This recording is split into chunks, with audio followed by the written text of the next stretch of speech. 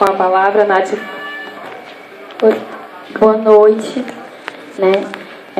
Acho que a mim foi colocada uma tarefa bastante difícil, né? Primeiro por ser a única mulher da mesa a estar se colocando e fazendo um debate sobre um tema, né, absolutamente atual, que está colocado aí no cenário político brasileiro, assumindo a responsabilidade de também estar contribuindo nessa perspectiva da representatividade, de que as mulheres, elas também podem cumprir essa tarefa importante de fazer o debate político nos espaços da universidade. Colocar, né, que também essa chuva que se precipita aí do céu está me desconcentrando um pouco, mas eu espero que a gente possa estar contribuindo com esse debate na perspectiva, né, de um setor do movimento social que não ocupou as ruas no dia 13 de março, né, em defesa do governo, mas também que não se colocou nas ruas no dia 15 de março por discordar, né, da pauta política, tanto que estava colocada no dia 13 quanto que estava colocada no dia 15. E aí, é importante fazer esse recorte, né, porque existe arvorada aí nesse processo político uma polarização entre aqueles que foram às ruas no dia 13 de março e aqueles que não foram, e aqueles que foram às ruas no dia 15 de março. No entanto, é importante que a gente rememore, né, que mais de 37 milhões de brasileiros não votaram nem em Dilma nem em Aécio durante o processo de eleições aí de segundo turno no ano passado. Da mesma forma, é importante que a gente faça um resgate, né, do que significaram as jornadas de junho de 2013 nesse processo de compreender a rua como um espaço legítimo de manifestação e de apresentação de pautas dentro de um processo político no nosso país. As jornadas de junho, elas tiveram um caráter amplo, um caráter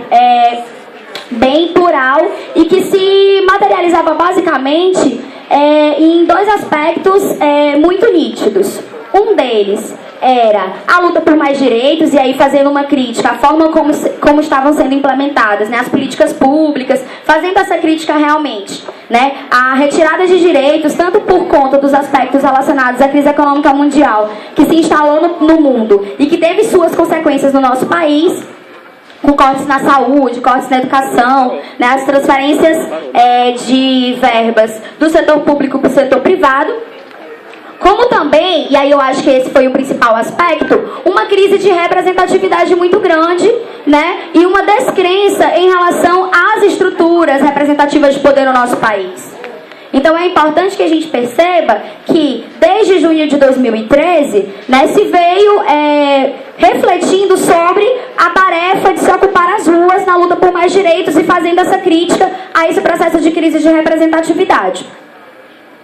O que a gente viu, né, no dia 15 foi um setor da população brasileira indo às ruas, né, não num processo de luta por mais direitos, mas num processo, né, de negação da direção política que está colocada no nosso país. E aí, como bem, né, colocou aí a reflexão jurídica que foi colocada, não existe um instituto no nosso ordenamento jurídico brasileiro que consiga fazer a retirada de um gestor do seu espaço de poder que não seja através das eleições ou através de um processo de impeachment que deve ser realizado em forma de processo e não em forma de retirada do gestor.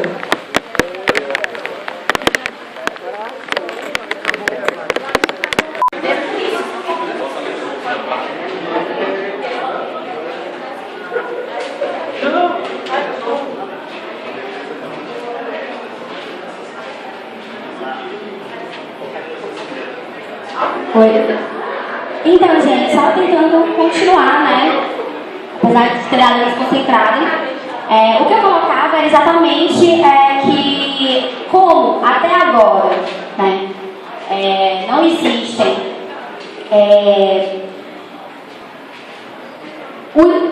indícios ou questões, né, que apontem para um devido processo legal de impeachment da presidente do Brasil, o que está colocado os setores, né, que foram às ruas, né, nesse 15 de março, apresentaram muito pouco de uma pauta política que foi apresentada nas jornadas de junho. Por isso, é absolutamente, né, mentiroso, né, falaciosa a relação que os veículos da grande mídia fazem entre as legítimas jornadas de junho, que apresentaram, né, nas ruas em junho de 2003, uma pauta política importante que abarcava a luta por mais direitos e uma necessária reforma política como pauta principal de reivindicação,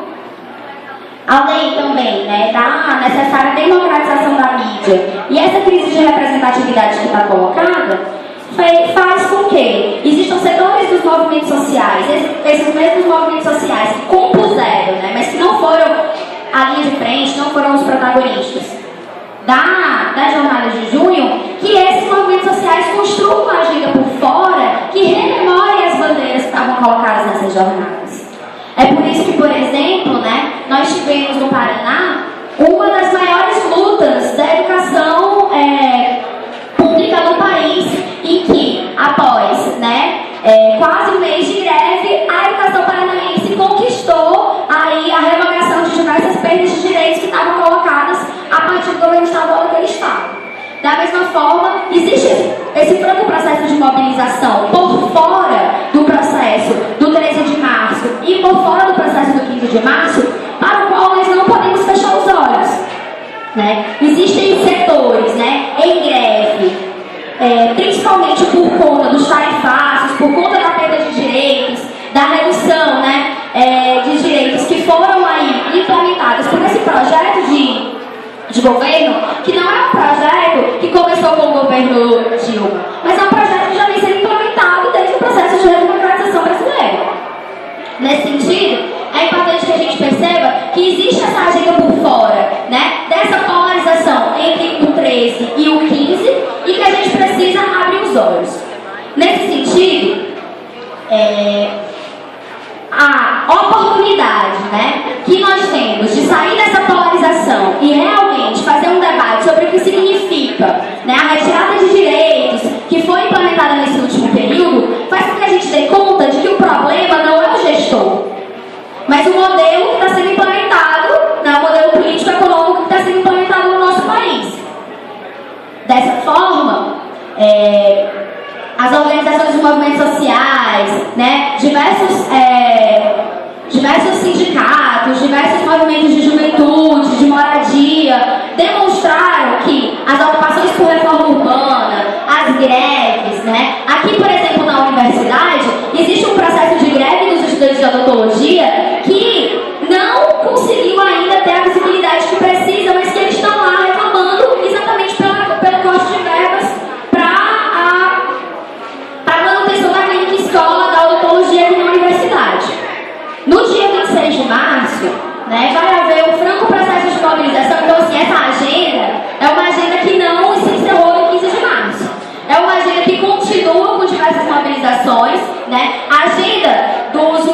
das pessoas que vão ocupar as ruas, que entendem que a rua é um lugar para se ocupar e para se colocar a pauta de reivindicação, não se encerrou com o manifesto para Dilma no dia 13 e o manifesto fora Dilma no dia 15. Né? Se apresenta também no 26 de março como um franco processo de mobilização dos movimentos sociais da educação em defesa, né, da garantia dos direitos à educação pública, com essa jornada que também vai ocupar as ruas do Brasil. Assim, para tentar já concluir e abrir para esse debate, é importante que a gente aprenda com a história. Uma onda conservadora, né, dizem por aí que não existe uma onda conservadora se agorando na política brasileira. A eleição do Congresso mais conservador da história desde 74 demonstra que a ida desses setores às ruas, né, encontra apoio dentro de um Senado Federal absolutamente conservador. Assim, o processo, apesar de dever ser absolutamente jurídico,